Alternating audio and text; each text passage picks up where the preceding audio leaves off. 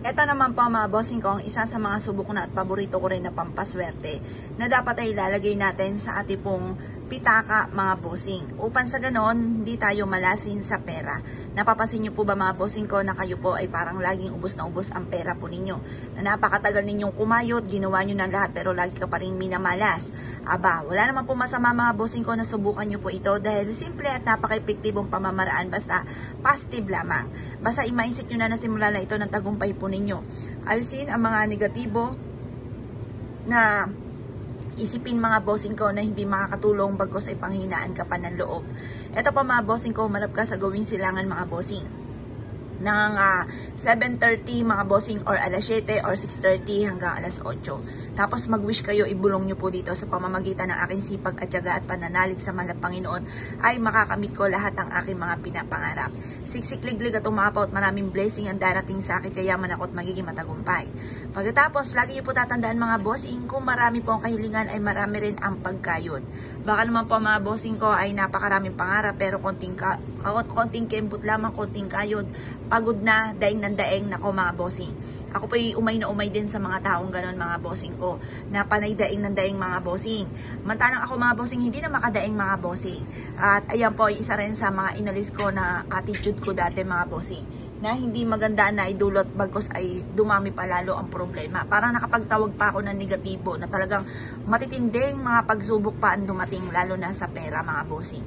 Nandun din mga bossing ko na walang susuporta sa iyo kundi kayo lang ng inyo pong mga anak, yung mga ganon. Tapos yung iba husgahan ka, tapos wala naniniwala sa iyo at hindi ka pwedeng magsalita dahil parang naiinis sila dahil wala naman akong bagay, wala naman pera. Alam niyo naman ngayon mga bossing sa panahon, may mga tao dyan na, pero hindi lahat, pero halos karamihan mga bossing ko ay hindi makikinig sa iyong opinion, lalo na kung ikaw naman ay walang narating. Pero totoo naman na huwag ka talagang makinig sa kanila, makinig ka sa mga tao na talagang magiging huwaran nyo na alam nyo na yumaman dahil sa kanilang mga diskarte. Ngayon pa mga bossing, kaya ang ginawa ko pa mga bossing, gumawa ko ng ganito, tapos lalo ko pong sinipagan. Nag-isip ako ng mga iba't ibang ideas kung paano kami magiging matagumpay, kung ano ang aking mga gagawin, hanggang sa nagsunod-sunod ang aking pagtama. Kasi mga bossing ko dito sa amin, lalakarin mo lang yung tindahan na may nagpapataya. Nagsunod-sunod ang aking pagtama, pagtapos nakatama din kami ng ilang beses na 5 numero na siya pinuhunan ko rin at ako'y nag-buy and sell mga bossing. Tapos di rin ako makapaniwala sa mga blessing na dumating. Tapos nakaisip na ako na mag-video. Umaga dati-dati ay lagi akong failed sa lahat ng aking ginagawa. Kahit sa pagbibideo, ang dami ko ng channel na ginawa pero hindi ako nakapasa-pasa mga bossing dahil walang nanonood sa akin. Ngayon pa mga bossing, ginawa ko lang po ito at nagsunod-sunod ang mga blessing na dumating na hindi ko po inaasahan. Basta't ako'y naniniwala lang at like kong binubukas sa bibig ang panay mga magaganda na magkakaroon din ako ng ganyan, gusto ko magkaroon ng ganito, ng ganyan. Tapos dinre-diretso ko lang mga bossing hanggang isang araw, hindi na ako makapaniwala na ganito na pala mga bossing. Kaya minsan tatanong sa akin ng mister ko, naniniwala ka ba na meron kang ganito? Wala, hindi ako naniniwala kasi ang alam ko lang kumahid na kumahid mga bossing. Ngayon pa mga bossing, tapos lagi kang i-a-adya ng mga pampaswerte kung saan lagi ikaw ay suswertein. Subukan nyo po ito. At positive lang mga bossing ko, makakamtan nyo lahat ang inyo po mga pinapangarap.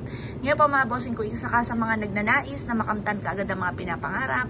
Bukod sa inyo po sipag at tiyaga at pagiging madiskarte, pananalig sa mahal Panginoon ay subukan nyo po ito.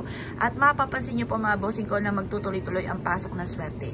Kaya kung ikaw'y naniniwala at nais po itong gawin, ay siya mga bossing, gawin nyo po ito sa umaga ng mga bandang 6:30, alas 7 hanggang alas 8 ng umaga mga bossing. At pagkatapos, ito ibibilad nyo lang sa sinag ng araw at ilagay nyo na sa inyo pong pitaka at mapapasin nyo na i-aadya ka naman ito kung saan lagi ikaw ay suswertihin mga bossing.